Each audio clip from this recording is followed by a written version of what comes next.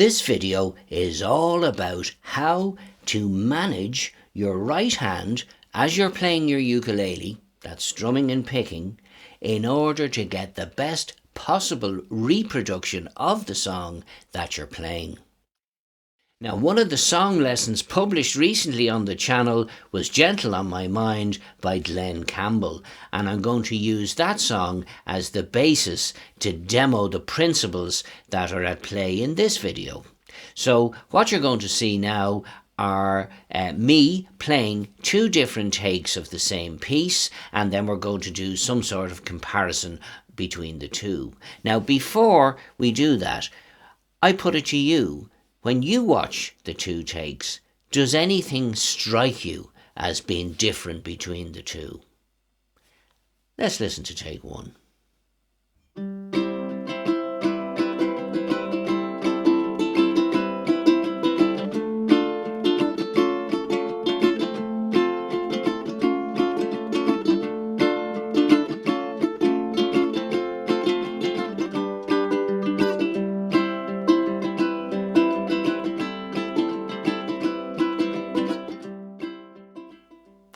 Now, take two.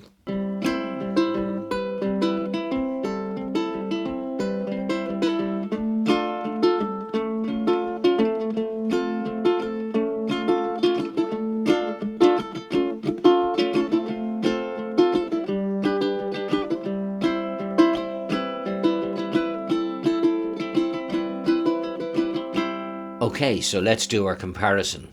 So, take one.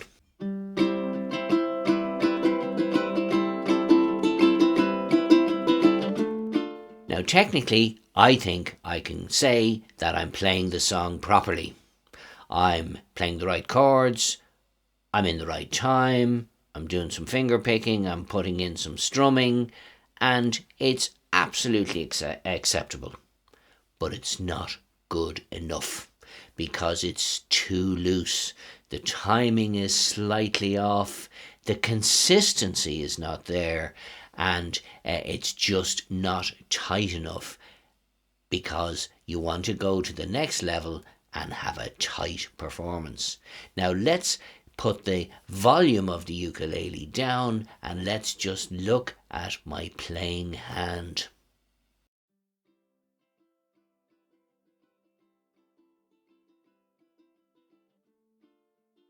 Do you see all that movement?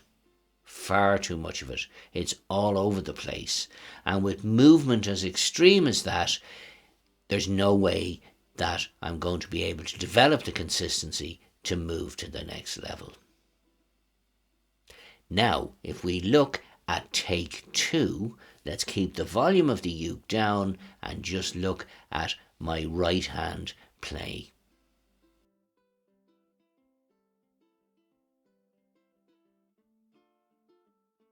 Do you see the difference? Much less movement, much more control. It's fingers, thumb, and some wrist. And from that point of view, because I have that control, let's say, in my right hand and a limited movement, I can produce a tight performance. Now, what's the explanation? Well, I couldn't possibly say. So I let the right hand do the talking. And the way to get your playing hand under control is all down to how you position this right hand. Now, I do tell you this occasionally in during lesson videos, but I decided it's obviously a good place here to get the right camera angle set up to demonstrate it.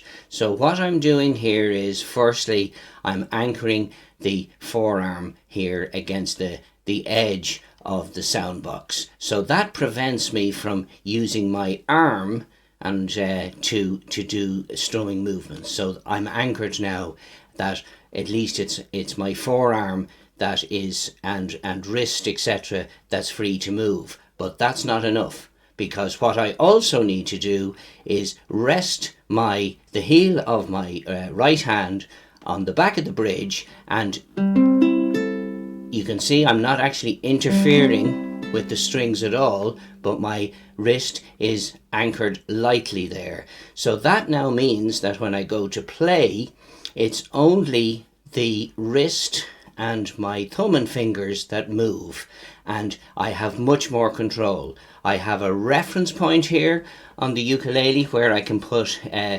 2 or 3 fingers down on the lightly on the sound box just near the sound hole, and if I want to play now, it's only minuscule movements that are needed to move between the strings.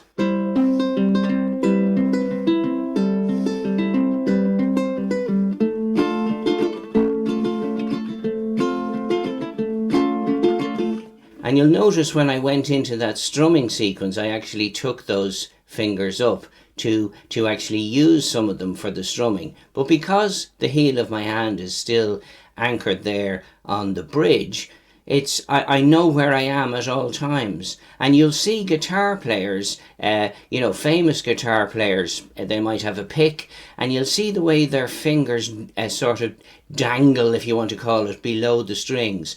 But occasionally they will touch off the sound box because it's a reference point for them as to how far away from the strings they are as they're playing. And that's no different to when you're playing the ukulele.